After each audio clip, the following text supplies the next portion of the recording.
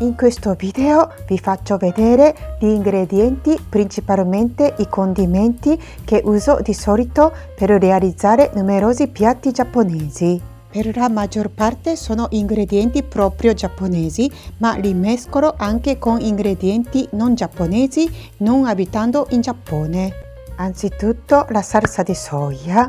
È una salsa fermentata ottenuta dalla soia e grano tostato. La salsa di soia è una salsa che viene usata in tanti paesi asiatici, quindi ci sono tante marche diverse, ma il mio preferito è di questa marca giapponese che si chiama Kikkoman. Sulla etichetta è scritto addirittura oltre 300 anni di eccellenza, quindi ci fa capire che è una marca che esiste da oltre 300 anni. Questa è una salsa di soia tamari, è una varietà di salsa di soia con gusto più rotondo ed è senza glutine. Non avendo il frumento è indicata a chi soffre di celiachia. Personalmente la salsa di soia normale uso per qualsiasi piatti, invece salsa di soia tamari, che è anche più preziosa come il prezzo, la utilizzo per sashimi e i sushi. Il sake è una bevanda alcolica tipicamente giapponese, ottenuta da un processo di fermentazione di riso. Per quanto viene spesso chiamato il vino di riso, il processo di produzione è più simile a quello della birra. Io purtroppo non posso bere il sake, ma lo uso molto per cucinare. Un po' simile uso che fate voi italiani con il vino bianco, per sfumare i pesci o per fare la salsa. Lo uso anche per condire la zuppa insieme a altri condimenti. Una volta in un negozio di alimentari orientali gestito da una signora cinese, non trovando il sake giapponese, le ho chiesta e lei mi ha venduto il sake cinese dicendo è uguale il gusto, ma per me era completamente diverso e ha un gusto troppo invadente, quindi vi consiglio di prendere il sake di marca giapponese. Esempio, questo è il sake di marca che si chiama Shirayuki, vuol dire la neve bianca. Comunque al posto del sake giapponese piuttosto usate il vino bianco vostro che avendo un gusto più delicato è molto meglio per fare i piatti giapponesi. Questo condimento si chiama mirin. Mirin è una sorta di sake dolce giapponese. Infatti quando non ce l'ho mirin a casa, ma vorrei fare un piatto dove c'è il mirin, sostituisco con il sake e lo zucchero con il rapporto di 3 e 1. Esempio, se mi servono 30 g di mirin, lo preparo con 30 g di sake e 10 g di zucchero. E poi quando non ho neanche il sake a casa, a volte uso il vino bianco al suo posto e anche al posto del mirin uso il vino bianco e lo zucchero, sempre rapporto 3 e 1. Detto questo, la salsa di soia e il mirin sono i condimenti che uso di più. Questo è il miso, è conosciuta per la zuppa di miso. In giapponese o misoshiru è un insaporitore ottenuto dalla fermentazione di soia, riso e orzo. Esistono il miso di soia con riso e il miso di soia con orzo. Il tipo di miso che viene usato di più è il miso di soia con riso. In più ci sono 3 tipi di miso: shiro miso, che sarebbe il miso bianco, akamiso, che sarebbe il miso scuro, e hachō miso, che sarebbe il miso fatto solo con la soia e il sale, stagionato più di 2 anni. Questo che ho in mano è il miso bianco, ha un gusto più delicato e meno salato rispetto all'akamiso. Questo è l'akamiso, è un tipo di miso che usiamo di più, soprattutto per la zuppa di miso. Ha un gusto più deciso e salato e ha un colore marrone rossiccia. Non riuscivo a trovare akamiso di marca giapponese e ho preso per la prima volta questa marca cinese perché anche loro hanno il miso e anche i coreani hanno loro miso.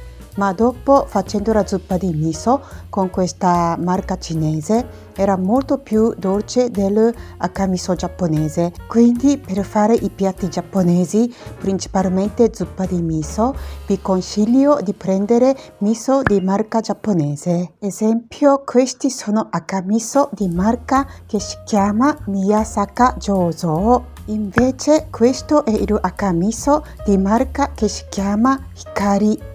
Ci sono altre marche giapponesi di miso in commercio in Italia, ma questi 3 miso ho già utilizzato avendoli trovati in un negozio che vende gli ingredienti orientali e sono buoni tutti e 3. Questo akamiso di marca cinese lo consumerò aggiungendo il sale, così assomiglierà più a quello giapponese. Questo è Hacho Miso, il miso che è tanto diverso dagli altri due, anche come colore, molto più scuro e anche più duro, non è tanto morbido. Si sente tanto umami della soia, ha un gusto profondo e leggermente aspro e amalognolo. In ristoranti di sushi in Giappone hanno spesso zuppa di miso fatta con la parte scaldata di alcuni pesci e spesso viene condito con Hacho Miso e un po' di akamiso. Questo è l'olio di sesamo. In un negozio di alimentari orientali ci sono l'olio di sesamo cinese, a volte coreano o giapponese. Questo che vedete è di marca giapponese che si chiama Kuki ed è l'olio fatto solo di sesamo. Se troverete l'olio di sesamo color chiaro e magari costa poco, molto probabilmente l'olio di sesamo non 100%, casomai guardate le etichette indietro e potete valutare. Uso anche l'olio di sesamo misto con l'olio di semi, ma quello 100% possiamo considerare quasi un condimento. Invece quello misto uso per fare riso saltato o verdure saltate. Oppure uso l'olio di riso o di mais come base e solo per dare il profumo aggiungo un po' di olio di sesamo e uso lo zucchero di canna. Questo si chiama shichimi togarashi, che sono 7 spezie giapponesi. È poco piccante, ha un profumo buonissimo di diverse spezie giapponesi. Uso per la zuppa con gli udon o con la soba o sul oyakodon. Sono tutti e 3 piatti eccezionali. I link di loro ricette lascio nella descrizione. Questo è il pepe giapponese di colore verde che si chiama sansho, il macinato del frutto selvatico primaverile di una pianta. Ha un gusto poco piccante e leggermente simile al limone e in Giappone viene usato sul piatto di anguilla per bilanciare i sapori grassi. Sta molto bene anche sul oyakodon. Shichimi togarashi può dare la grinta, invece sansho lo dà un sapore elegante. Questa è la salsa di ostriche cinese, ma viene usato anche in Giappone ed è un condimento prodotto con ostriche, zucchero, sale e amido di mais. Quando vorrei creare una salsa gustosa e densa, spesso uso questa salsa insieme alla salsa di soia e il sake, tipo per fare una saltata con le verdure e frutti di mare o con la carne, con la padella wok o per fare i piatti di noodles saltati e a volte metto un po' per alcune ricette di ramen. Può dare subito umami, il gusto deciso e profondo. La fecola di patate viene usato molto spesso in Giappone per infarinare i pesci o la carne prima di friggerli e per addensare una zuppa o per addensare una salsa. Queste sono le alghe kombu essiccate. Uso soprattutto per fare un buon brodo per preparare alcuni piatti, tipo yosenabe, oden, il piatto di udon e di soba. Anche queste video ricette sulla immagine lascio nella descrizione. In Italia si possono trovare spesso le alghe kombu giapponese che si chiama Hidaka kombu. Invece queste sono le alghe kombu che si chiama Laos kombu ed è considerato il re del kombu. Infatti costa molto di più di Hidaka kombu e a me va benissimo Hidaka kombu, ma ce l'ho Laos kombu perché l'ultima volta che sono andata in Giappone ho trovato questa confezione con il prezzo ragionevole perché si tratta di parte non perfetta, quindi volevo provare quanto cambia fare il brodo con Laos kombu e con Hidaka kombu. Questi sono i semi di sesamo e li tosto nella padella con il fuoco moderato. E alcuni lascio interi e alcuni li macino e li metto nei barattoli separati. Questo si chiama Tobanjang ed è una salsa molto piccante a base di peperoncini, fave e soia fermentati.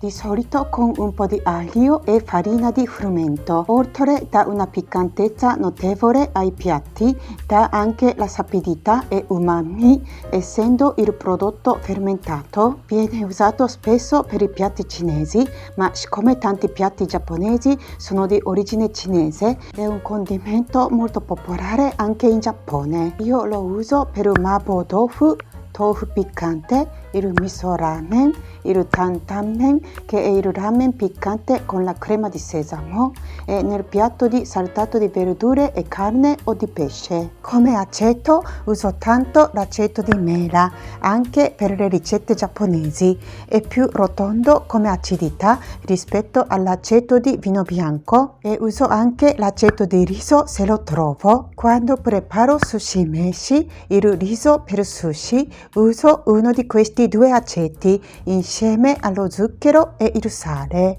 Questa si chiama nampura, in Italia viene chiamata la salsa di pesce. È un condimento salato e profondo, è ricca di umami ed è prodotto principalmente dalle acciughe fermentate e il sale. Questa è una salsa thailandese, ma sostituisco alla salsa di pesce giapponese che si chiamano gyosho, shotsuru o ishiru, come la collatura di alici in Italia. A volte la uso al posto di salsa di soia o di sale. Sta benissimo sui noodles saltati con le verdure e frutti di mare. In paesi asiatiche vengono spesso usata con l'olio di sesamo e la salsa di ostriche, il succo di lime, i peperoncini freschi. Questi si chiamano katsuobushi, sono le scaglie di tonnetti essiccati insieme alle alghe kombu. È un prodotto più importante per realizzare il brodo dashi e da questo brodo possiamo fare la zuppa con gli udon, la soba e diverse nabe come yosenabe e l'oden di prima. Ho già pubblicato la video ricetta di come fare il brodo dashi e attacco il link nella descrizione. E le uso anche per mettere direttamente sul piatto tipo yakisoba, okonomiyaki, takoyaki e hiyayakko. Per fare il brodo dashi comodamente ci sono anche il brodo granulare di alghe kombu e di tonnetti essiccati. Entrambi li potete trovare online se non li troverete in un negozio di alimentari orientali. Fate la ricerca kombu dashi e dashinomoto.